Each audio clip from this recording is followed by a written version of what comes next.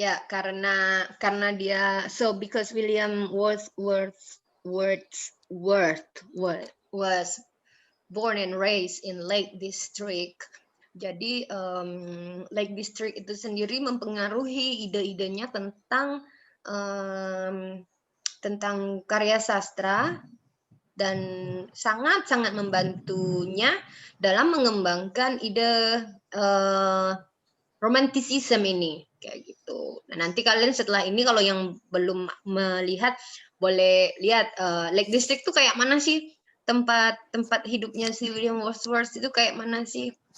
Lake berarti kan ada danau ya. Kalau danau berarti kan danau itu kan terbentuk dari pegunungan yang meletus kan. Gunung yang meletus itu kan jadi danau tengahnya kan. So you can imagine right how beautiful the place was waktu zamannya dia. Karena sampai zaman sekarang pun tempatnya itu masih cantik, masih bagus karena jadi salah satu national park yang ada di England kalau saya nggak salah.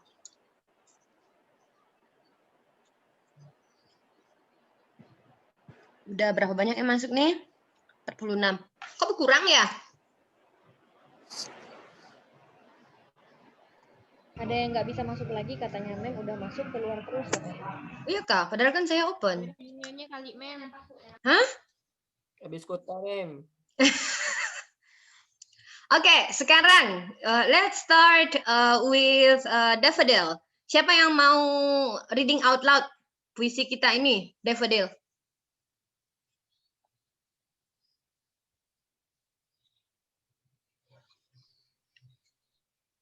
Ya ada. Bonus 5 point. Masih nggak mau nggak? Mau.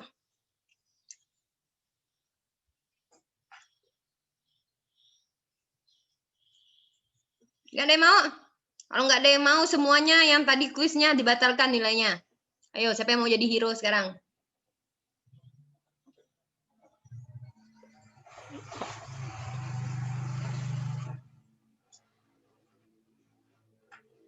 Five, 4,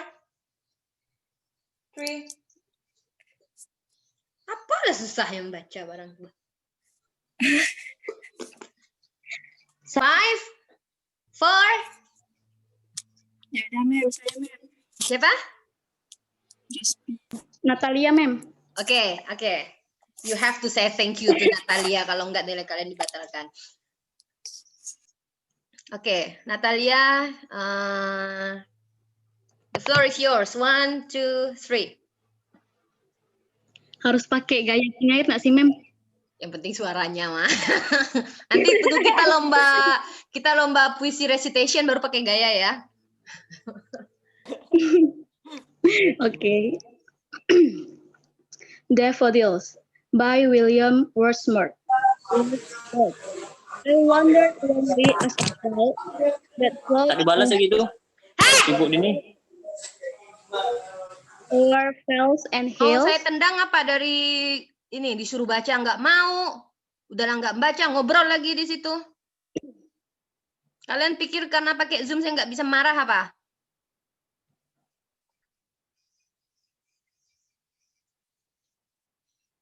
Oke, Natalia. Lanjut, Mem. Repeat dari pertama.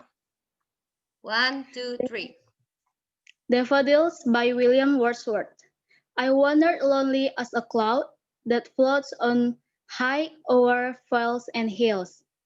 When all at once I saw a crowd, a host of golden daffodils, beside the lake, beneath the trees, fluttering and dancing in the breeze, continuous as the stars that shine and twinkle on the Milky Way. They stretch in never-ending line. Along the margin of a bay, 10,000 saw I at a glance, tossing their heads in sprightly dance. The waves beside them dance, but they outdid the sparkling lips in glee. A poet could not be but gay in such a jocund company. I gazed and gazed, but lately thought that what wealth this show to me had brought. For oft, when on my couch I lie, in vacant or in pensive mood, they flash up on that inward eye, which is the bliss of solitude, and then my heart with pleasure fills, and dance with the daffodils. Oke, Finish, ma'am.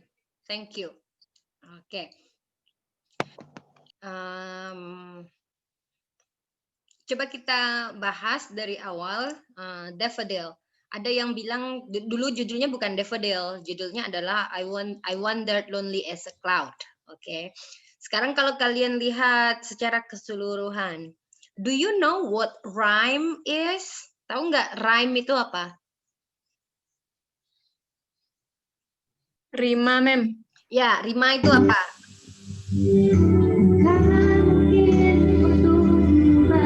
Ritma, mem. Siapa itu tadi?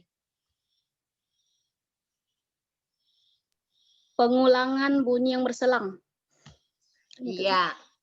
Atau exactly apa kalau di sini implementasi rima di sini di mana? Jadi Yang ya? dikata Cloud and crows, hills and daffodils. Bait pertama dan bait. Ya, so jadi kalau masih ingat dulu zaman SD gitu kan, guru saya sih, nggak tahu guru kalian, tapi saya rasa sama lah kayak gitu ya. Kita bicara tentang puisi zaman dulu itu, puisi itu apa anak-anak? Kata guru saya yang saya masih ingat. Bingung ya kita waktu masih SD tanya apa sih puisi itu kayak gitu. Puisi itu ya kayak gini nih kayak daffodil ini ya. Jadi puisi itu secara kasarnya didefinisikan sebagai puisi adalah karya sastra yang terdiri dari bait, baris, yang memiliki rima dan irama kayak gitu ya. Jadi beda dengan novel. Novel itu kan karya sastra yang bentuknya paragraf-paragraf dan berisi narasi cerita yang berkesinambungan, punya plot, awalnya apa sih pembukaannya, kemudian ada konfliknya, ada klimaksnya, ada anti klimaksnya. Tapi kalau puisi ini kan lebih pada baris gitu ya, baris yang berkumpul menjadi bait, yang setiap baitnya memiliki rima dan irama kayak gitu. Nah, so rima itu adalah bunyi akhir pada baris atau ya bunyi akhir pada bunyi akhir yang beraturan pada bait gitu. Nah, kalau di novel kita punya paragraf, kalau di puisi kita punya bait gitu ya. Ya, so let's see puisi Daffodil itu terdiri dari beberapa bait. Berapa bait?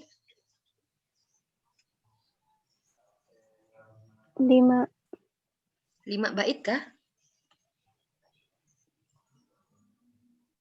Bait 4 ya. Dan per baitnya terdiri berapa baris? 5 baris. 6 baris ya. Dan di setiap baitnya itu memiliki rima. Coba lihat rima pada bait pertama.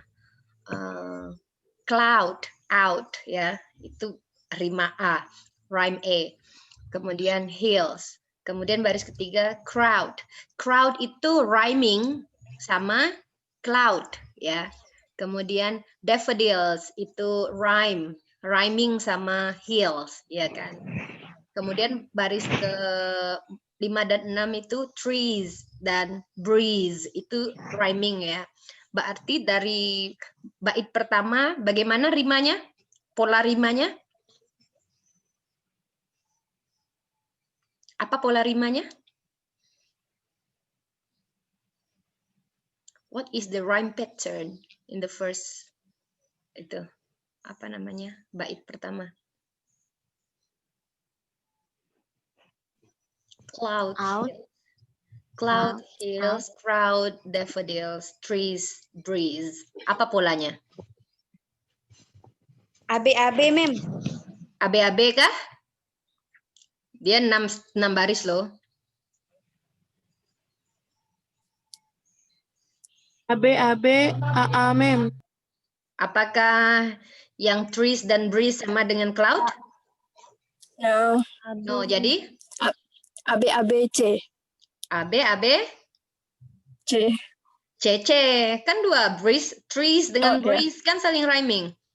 A, B, mem. Hah? A, B, C, C. Ya, AB, CC. Jadi ingat, rhyming itu bukan tulisannya yang sama, tapi pronunciation-nya yang sama. Kalian kan udah belajar fonologi, udah belajar pronunciation, udah belajar ini kan, udah belajar phonetic transcription ya. Nah, di sini nih mengimplementasikan itu dalam karya sastra, mengimplementasikan pronunciation, phonetic transcription itu dalam bentuk bunyi akhirnya. Coba kalian lihat cloud dengan crowd. Kalau kalian menganggap tulisannya yang menjadi patokan, maka cloud dengan crowd itu nggak rhyming karena U dengan W kan. Tapi secara sound itu rhyming cloud dan crowd. Jadi yang terpenting bukan tulisannya tapi Pronunciation-nya. ya bunyinya ya. Ya. Kayak trees dengan breeze itu kan kalau melihat huruf akhirnya kan S sama E kan nggak rhyming ya kayaknya. Tapi kan secara bunyi dia rhyming. Oke, next. The next stanza berikutnya ada rhymingnya gimana?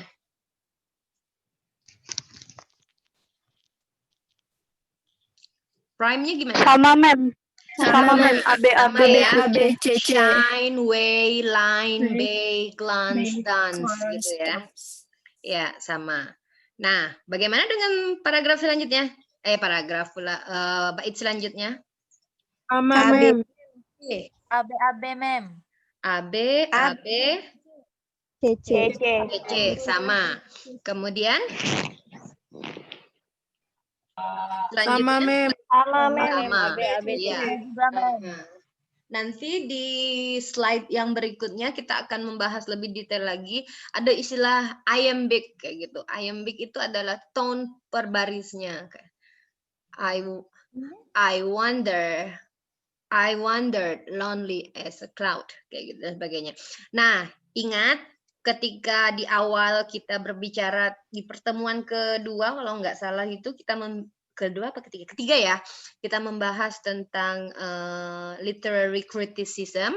Kalian masih ingat kan kalau kita menganalisis suatu karya sastra itu ada 3 aspek yang bisa kita lihat, yaitu penulisnya, karyanya, dan audiensnya. Nah, yang sedang kita lakukan sekarang ini adalah menganalisis karyanya for the sake of the karya itself, kayak gitu ya.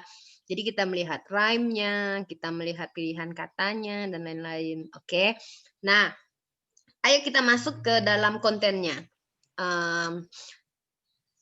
Dan sekarang akan sedikit mix antara karyanya dan penulisnya. Oke. I wondered lonely as a cloud. Kayak gitu. Kalau dari pemahaman kita zaman masa kini, lonely itu kan definisinya negatif ya. If you say lonely or if you heard someone say lonely, what do you feel? Is it happy or sad? Sad, mem. Sad ya. Nah, bedanya dengan di romanticism, lonely itu kebahagiaan. So, ketika dia bilang I wondered lonely as a cloud. Wondered itu apa? Berkelana ya. Saya berkelana gitu kan. Sendirian bagaikan awan kayak gitu. Itu sebenarnya bukan ungkapan kesedihan, tapi itu ungkapan kebahagiaan, you know, solitude. Being alone is a happiness, you know. Makanya perbandingannya tuh kayak awan. Coba lihat awan yang sendirian gitu. I mean like kecuali awannya mendung aja lah, makan menurunkan hujan ya. But the clouds itself, no matter they are alone, they just there, you know. I mean the feeling, you know, it's happy feeling. Jadi lonely di sini it implies the happiness, okay, that floats on high over vales and hills, kayak gitu. Jadi kalau di sini I wondered lonely as a cloud. Jadi kita memakai, oh ya, di dalam menulis, jika kita sebagai penulis atau jika kita sebagai penganalisis, we need to make ourselves familiar with symbol, figurative language, you know, apalagi figurative language itu bahasa Indonesianya majas gitu ya. Jadi we got to make ourselves familiar. Jadi yang kalau dulu kalian belajar pas SMP, SMA tentang majas personifikasi, alegori, you know, majas apalagi hyperbole, apalagi majas-majas yang kalian pelajari.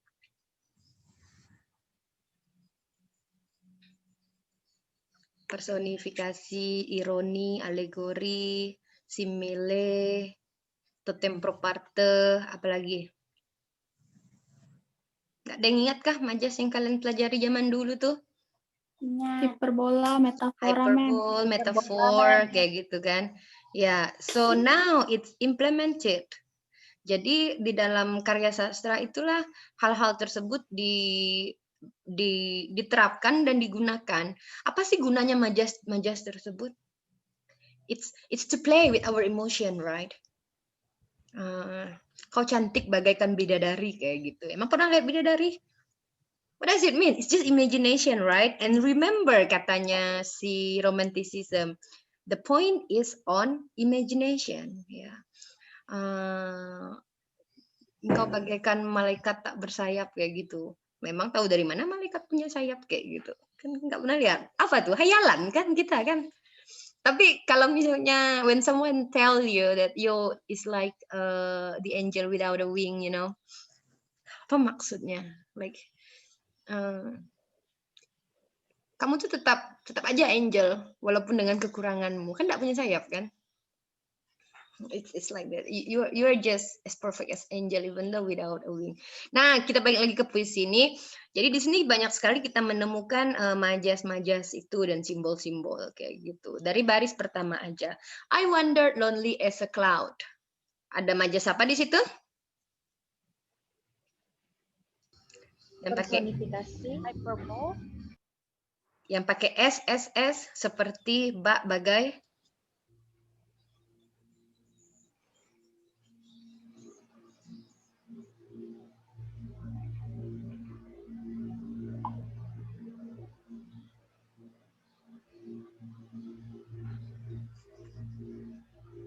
bukan personifikasi kah, Mem? Personifikasi itu memanusiakan benda yang bukan manusia.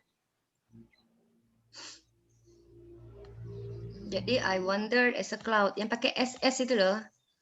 As, like, bak, bagai. Metafora, Mem. Metafor itu juga membandingkan tapi tidak menggunakan kata bagai, bak, as. Simile, Mem. Similar, very good. Ya, jadi pengandaian yang menggunakan similar itu kan majas pengandaian ya, majas perumpamaan ya istilahnya zaman dulu ya, itu similar. Ciri-cirinya menggunakan kata as, like, as if, kayak gitu-gitu. Kalau bahasa Indonesianya bak tadi bagai, bagaikan burung dalam sangkar, ya itu similar. Kemudian that floats on high over vales and hills. Nah, di sini baru pakai apa? Metafora. Metafor.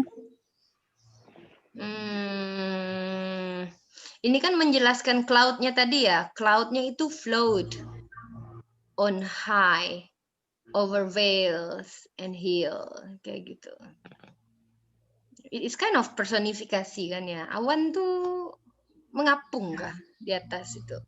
Personifikasi. Ya, Membandingkan sama Ya, memanusiakan atau membuat seolah-olah dia kayak manusia. Memang awan bisa floating enggak?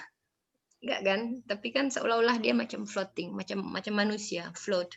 Padahal float itu kan bisanya di mana? Float di atas air kan?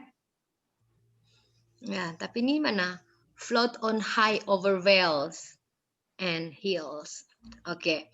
When all at once I saw a crowd, a host of golden daffodil. Nah, waktu dia bilang I saw a crowd. Crowd itu apa?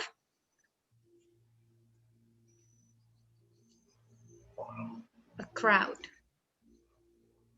Kerumunan, Mem. Banyak orang. Iya. Iya, kerumunan, keramaian kayak gitu kan ya. A host of golden daffodil.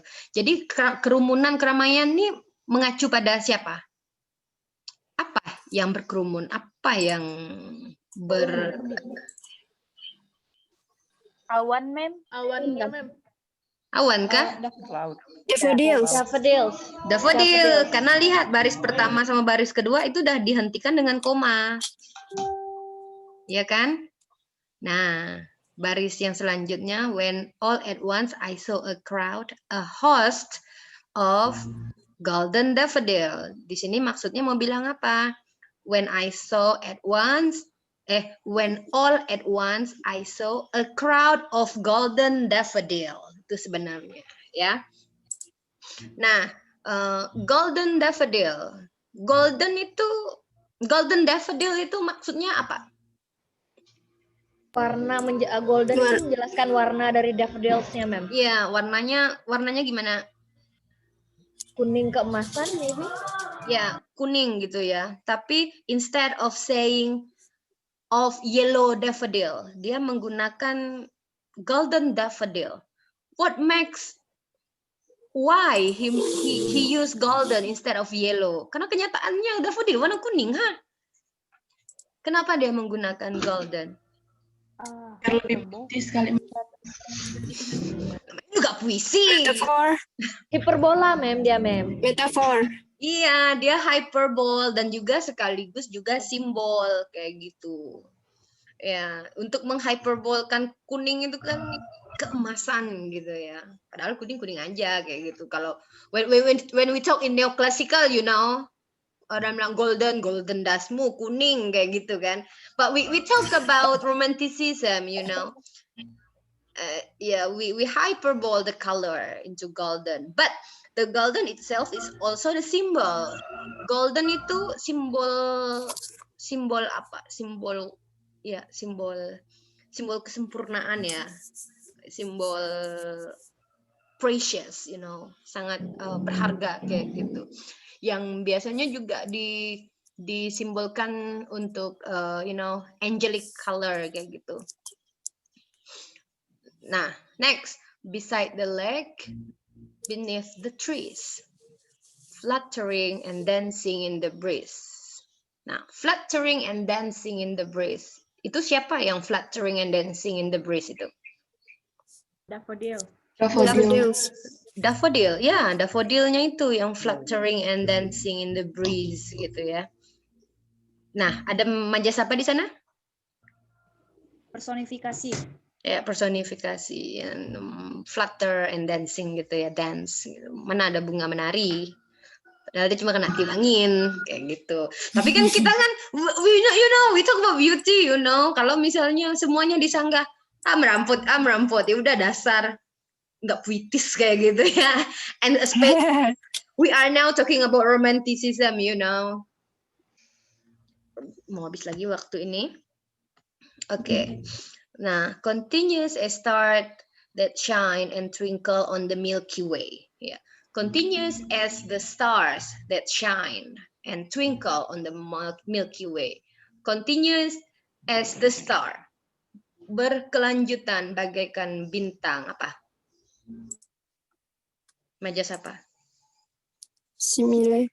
Simile kayak di atas lagi kan. Ya, yeah. Like a star that shine. Twinkle on the Milky Way kayak gitu kan.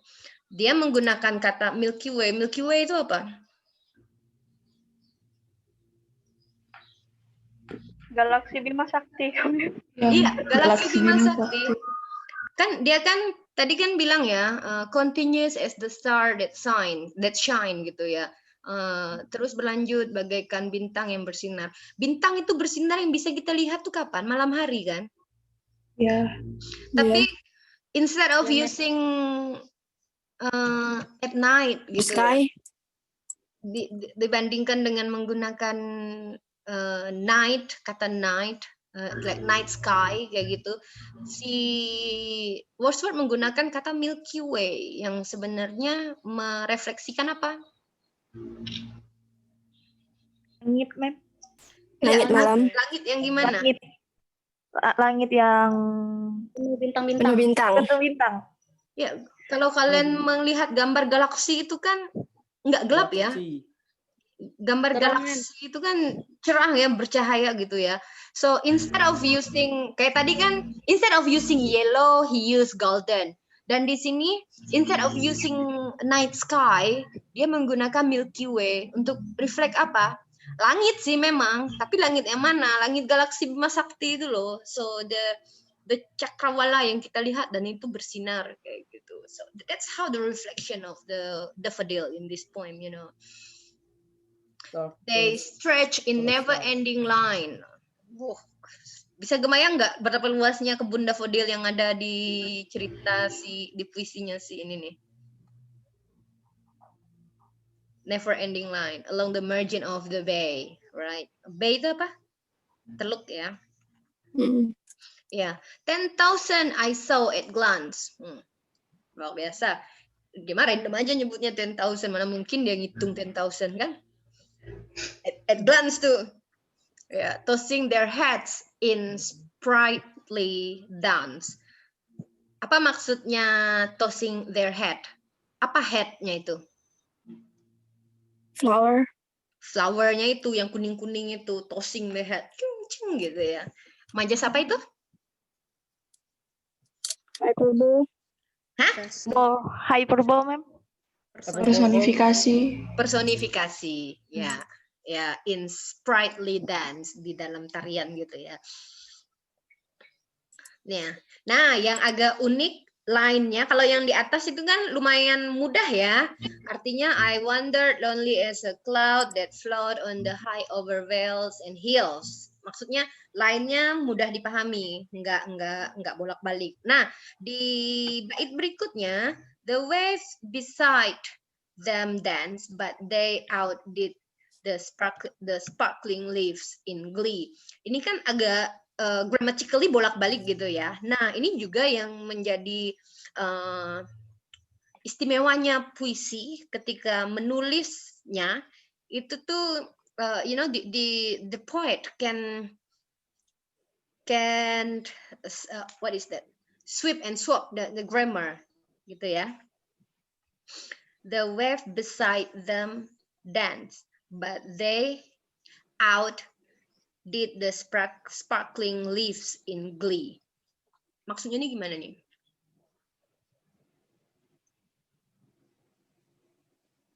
The wave beside them danced, but they outdid the sparkling leaves in glee. Maksud wave itu mungkin seperti angin kali ya, Mem? Wave itu gelombang ya? Iya, wave. Yeah. A poet could not be but gay in such jocund company. I gazed and gazed, but little thought what world the show to me had brought. Ini kan grammarnya nggak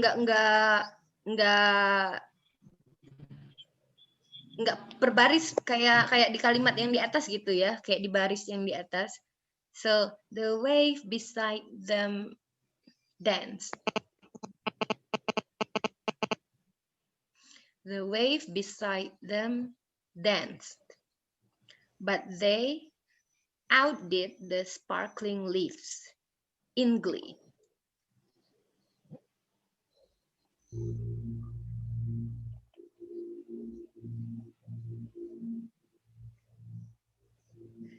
they dance in sparkling leaves in glee. The waves beside them dance. A poet could not be but gay. Maksudnya a poet could not be but gay ini apa? Gay ini maksudnya apa? Si penyair. Apakah penyairnya jadi gay gitu, yang kayak gay pengertian ke kita sekarang? Enggak, Mem. Apa gay di sini pengertiannya?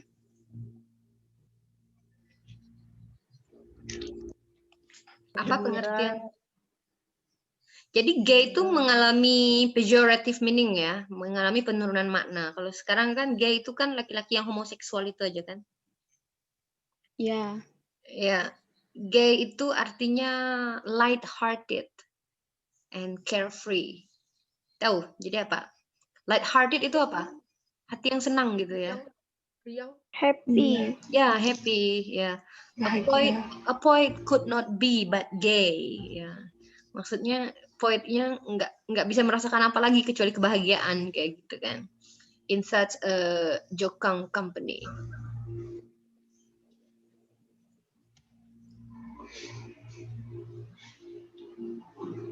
In such a jokang company. Jokang itu apa? Jokang. It's happy juga ya. Ya, jadi pemilihan kata seperti jokang, gay, glee kayak gitu. Itu variasi untuk mengungkapkan perasaan happy. Kau bayangin aja kalau dari atas sampai ke bawah dipakai happy, atau di bait ketiga itu aja lah. Seandainya hanya menggunakan happy, happiness, happy kayak gitu kan. Glee, gay, jokang, semuanya happy. So we play with the word, with the feeling. Makanya tadi saya bilang di atas itu lonely-nya sendiri itu perasaannya tuh senang kayak gitu ya. Oke, for often when on my couch I lie in a vacant or in a pensive mood. Ini kan sebenarnya kalimatnya gimana? When I lie on my couch in a vacant or in a pensive mood, very often, something like the for often kayak gitu ya. Cuma grammarnya di apa sih, kalimatnya itu dibuatnya berbalik. Coba, when on my couch I lie. Ketika apa? When on my couch I lie. Sebenarnya kan I lie on my couch gitu ya. Iya. Jadi when you write a poem, you can play with this number one to make the expression unique kayak gitu. Jadinya nggak kayak sekarang, bandingin deh antara when on my couch I lie dengan when I lie on my couch. Yang mana yang lebih poetik sih? Padahal sama aja kan?